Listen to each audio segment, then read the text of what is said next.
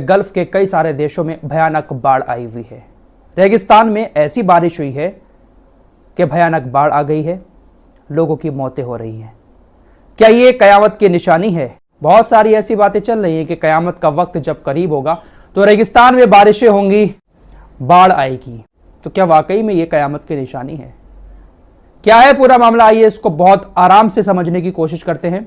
दरअसल Dubai, Bahrain और Oman, Saudi अरब में भी कुछ बारिश हुई है, वहां पर भी कुछ बाढ़ आई है, लेकिन सबसे ज्यादा बुरा हाल जो है वो दुबई, बहरीन और ओमान का है।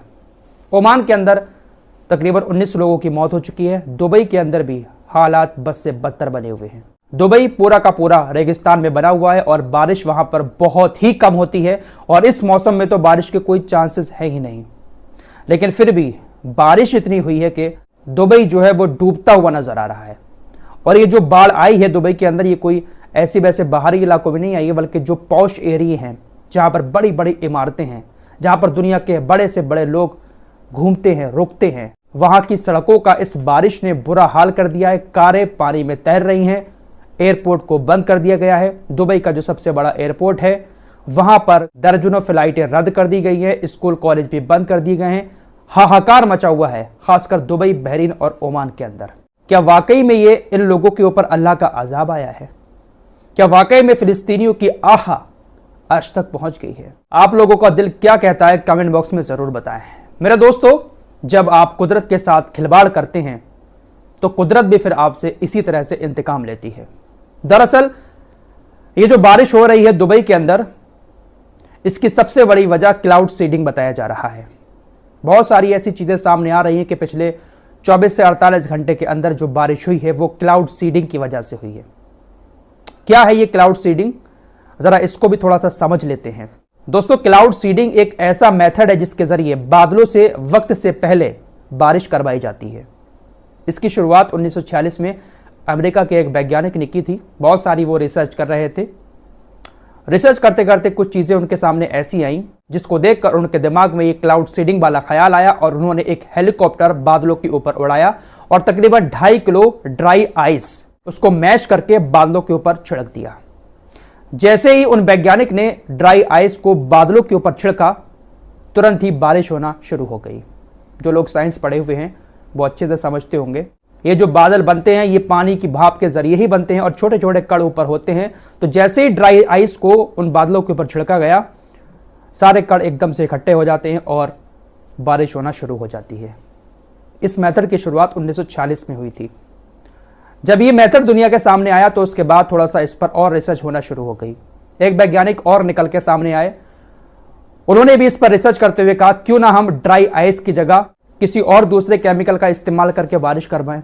तो दूसरे वैज्ञानिक ने कहा कि हम सिल्वर आयोडाइड का इस्तेमाल करके भी बारिश करवा सकते हैं। ड्राई आइस के बाद उस दूसरे वैज्ञानिक ने सिल्वर आयोडाइड को बादलों के ऊपर छिड़का, उससे भी बारिश होना शुरू हो गई।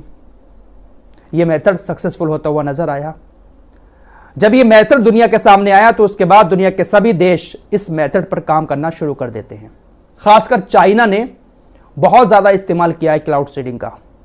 चाइना के अंदर अभी ओलंपिक हुए थे, उसमें भी वक्त से पहले ही आसमान में जो बादल थे उसको चाइना ने पहले ही बरसवा दिया था, और जो ओलंपिक गेम का ओपनिंग होनी थी वो आराम से हो गई थी, बारिश नहीं हुई थी। तो क्लाउड सीडिंग के ये दो मेथड 90s तक दुनिया के सामने आ चुके थे। पहला, ड्राई आइस को बादलों में छिड़ककर बारिश करवाई जा रही थी। दूसरा, सिल्वर आयोडाइड को छिड़ककर बारिश करवाई जा रही थी। लेकिन वैज्ञानिकों के दिमाग में एक चीज आई कि हेलीकॉप्टर को बादलों के ऊपर ले जाकर उसके ऊपर सिल्वर आयोडाइड को छिड़कना या फिर ड्राई आइस को छिड़कना, ये काफी एक्सपेंसिव पड़ रहा है, बहुत ज्यादा इसमें खर्च आ रहा है। तो क्यों ना ऐसा किया जाए कि यही जमीन से रॉकेट के जरिए केमिकल को या फिर ड्राई आइस को बादलों में भेजा जाए। दुनिया ने इस टेक्निक पर भी काम करना शुरू किया। फिर यही जमीन से एक रॉकेट भेजा जाता है बादलों में, और वो रॉकेट अपने साथ सिल्वर आयोडाइड या फिर ड्राई आइस लेकर जाता है और बादलों में जाकर फट जाता है। और जैसे ही सिल्वर आयोडाइड या ड्राई आइस बादलों में मिलता है, तुरंत बारिश होना शुरू हो जाती है। क्लाउड सीडिंग के इन्हीं दो मेथड को लेकर दुनिया आगे बढ़ रही थी। भारत के अंदर भी तमिलनाडु में 1983 की बात है, महाराष्ट्र में, कर्नाटका में क्लाउड सीडिंग कराई जा चुकी है, बादलों से बारिश करवाई जा चुकी है। आइए अब दुबई की तरफ वापस आते हैं। जब ये क्लाउड सीडिंग वाली थ्योरी दुनिया के सामने आई तो इसका दुबई ने भी बहुत ज्यादा फायदा उठाया।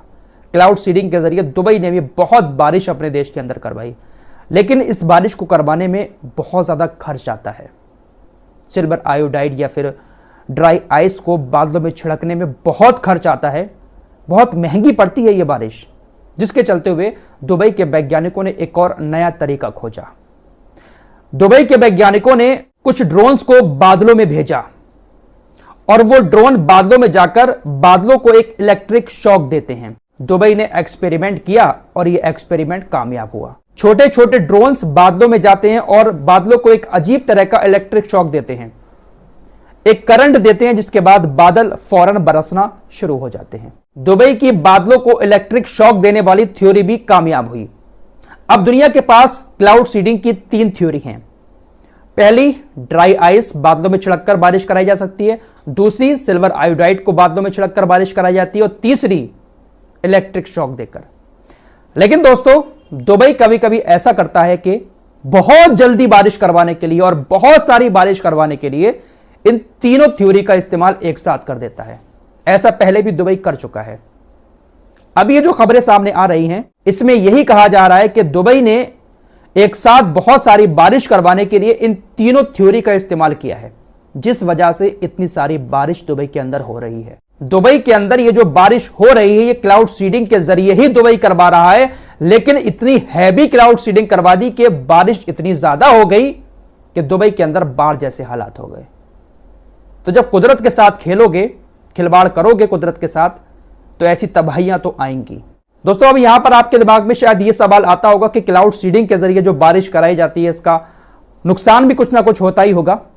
लेकिन दोस्तों, एक हैरान करने वाली बात यह है कि जब से क्लाउड सीडिंग दुनिया के अंदर शुरू हुई है, बहुत सारी रिसर्च हुई है, लेकिन अभी तक कोई ऐसी चीज सामने नहीं आई है कि क्लाउड सीडिंग से जो बारिश कराई जाती है उससे कुछ ना कुछ नुकसान भी होता है। दोस्तों, साइंस की नजर में क्लाउड सीडिंग कराना एक बहुत बड़ा चमत्कार नहीं है, बल्कि लोग तो ये कहते हैं कि आपको तो बादल बने बनाए मिल रहे हैं, उन बादलों में आप थोड़ा सा साइंस का इस्तेमाल करके उनको वक्त से पहले बरसवा दे रहे हैं। चमत्कार तो तब होता जब आप खुद बादल बनाते और खुद उन बादलों को कहीं पर भी ले जाकर बरसवा देते। भले ही दुनिया के वैज्ञानिकों ने वक्त से पहले बादलों से बारिश करवा दी हो, लेकिन बादल बनाने में वैज्ञानिक पूरी तरह से नाकाम है।